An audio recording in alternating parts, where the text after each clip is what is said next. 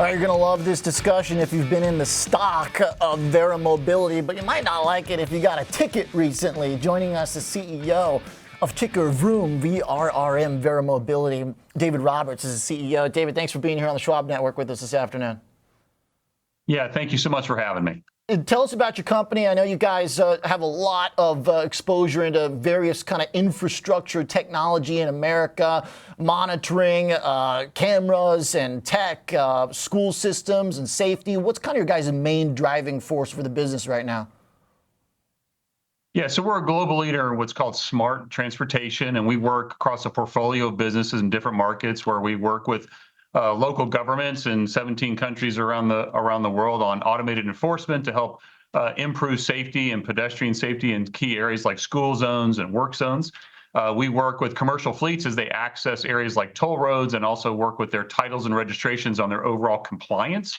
And we also work with universities and cities around parking. So getting into a parking lot, paying for a parking ticket, and helping process violations when they occur. So those are the portfolio businesses that we operate in today. The stock has really been on a big run. The growth behind the company had a huge year. It seems like the growth has slowed down a little bit, but you're still doing 10% plus. What's driving that? What was kind of that trajectory of sales growth over the past year? Yeah, two primary areas. One is we work with rental car companies around allowing rental cars to access toll roads. And there's just been this incredible demand and ongoing demand in a post-COVID world related to travel.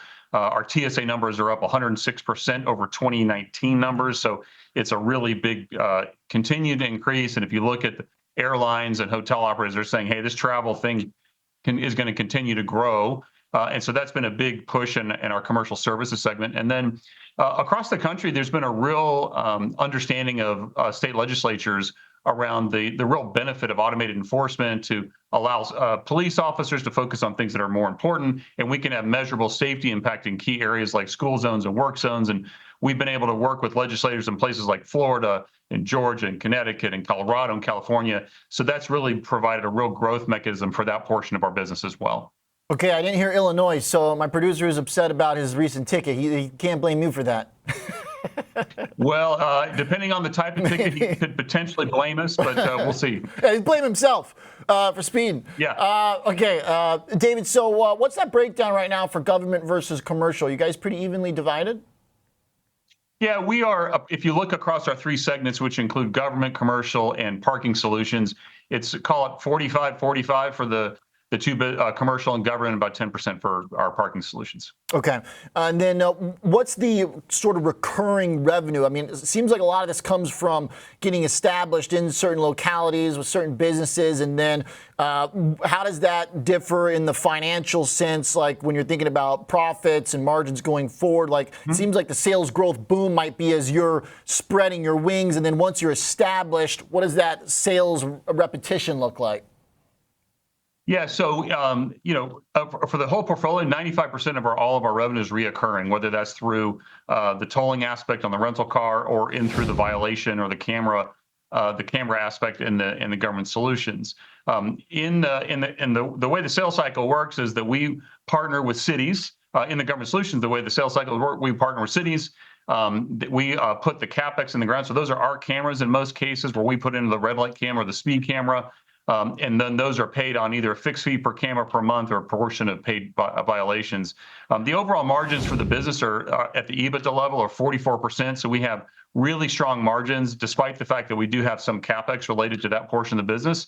But it's a great business given the stickiness of those contracts and the long-term durable nature of the macro trends across the whole company. Okay.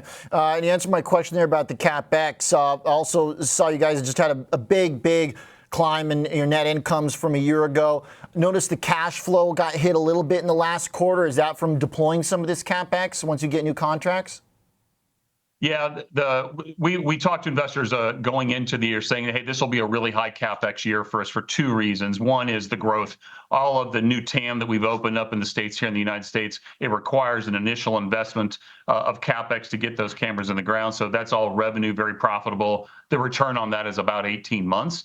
In addition to that, we are retooling some of our legacy platforms. It's more of like a one-time investment, so we would see Capex probably normalize. This year, we're targeting somewhere approximate around $90 million of Capex. Most of that is a growth Capex that would normalize back down to probably 60 million Capex going into 2025. Understood. Okay. Hey, is there any potential disruption in your business if like people start driving robo taxis, in 5 years, and if all this kind of AI stuff really does kick in on like an infrastructure scale?